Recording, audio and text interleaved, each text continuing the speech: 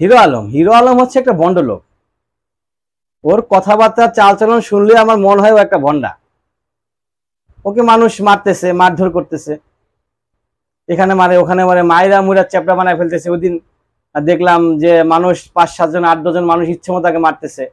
মায়েরা একবার মুরগির বাচ্চার মতো মার দিল। তা আমার এই মায়েরগুলো দেখে আমি 2-3 দিন যাবত, এর আগেও যখন ও মার খাইলো তখন আমি ওর মার নিয়ে আমি গবেষণা করলাম, চিন্তা করলাম যে একটা লোক কিভাবে এত মার খেতে পারে। এর আগেও আপনারা যখন দেখছেন ঢাকা শহরে ওকে মানুষ মারতেছে, ও মায়ের খেয়ে দৌড়াইতেছে, আবার পড়ে যাচ্ছে, আবার উঠতেছে, আবার মারতেছে, মায়ের খেয়ে আবার দৌড়াতেছে, মানে মায়ের খাচ্ছে আর দৌড়াচ্ছে, মায়ের খাচ্ছে আর দৌড়াচ্ছে। এই গত পরশু দিনও তাই দেখলাম যে মায়ের খাইতেছে, ইচ্ছে মতো তাকে মারলো, তাকে চর মারতেছে, ঘুষি মারতেছে, কিল মারতেছে, লাথি মারতেছে, যে যেভাবে পারতেছে মারতেছে। এটা ব্যাপার খেয়াল করছেন? এই মায়ের কারণে তার কি কি ক্ষতি হয়েছে। তার হাত ভাঙলো না, পা ভাঙলো না, ফেসের কোনো ক্ষতি হইলো না, কোনো ব্লিডিং হইলো না, রক্তপাত হইলো না, কিচ্ছু হইলো না। তাহলে কি মার দিল? কিছুদিন আগে যে আপনারা সংগ্রাম দেখলেন, আন্দোলন দেখলেন, সেই আন্দোলনের মাইরটা দেখছেন। যদি 2-3 জনে তাকে কাউকে মাইর দিছে, তার হয় অবস্থা খারাপ, মৃত্যুর সাথে চলে গেছে, মুমূর্ষ অবস্থা হয়ে গেছে, অথবা হাত ভেঙে গেছে, পা ভেঙে গেছে, নাক নখ ফাইরা রক্তাক্ত হয়ে গেছে, অবস্থা খুব খারাপ।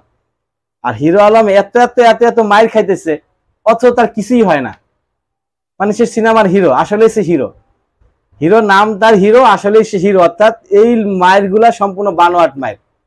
ও নিজের লোক ভাড়া করে আনছে, আইনা ওদেরকে বলছে মাইর দিবা, এগুলা ক্যামেরা হবে, ভিডিও হবে, রেকর্ডিং হবে, ইউটিউবে ছাড়বো, ইনকাম হবে, বিজনেস হবে। এটা তার সম্পূর্ণ বানোয়াট।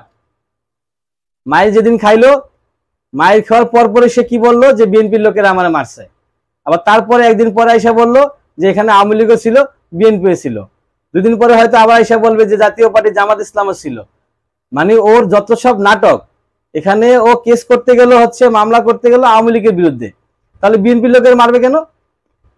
বিএনপির লোকে তো মারার কোনো প্রশ্নই আসে না, কারণ সে মামলা করবে আওয়ামী লীগের বিরুদ্ধে।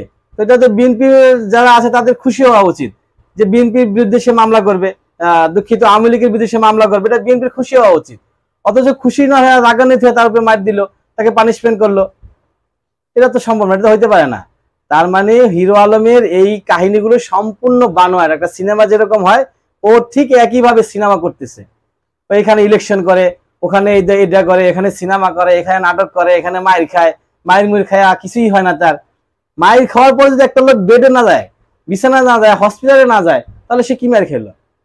তার মায়ের দেওয়ার ভিডিওগুলো আমি দেখলাম, 7-8 জন লোক তাকে মারলো, 7-8 জন লোকে তাকে মারতেছে, কেউ লাথি মারতেছে, কেউ ঘুষি মারতেছে, কেউ কিল মারতেছে, অথচ তার নাকটা পর্যন্ত ফাটলো না।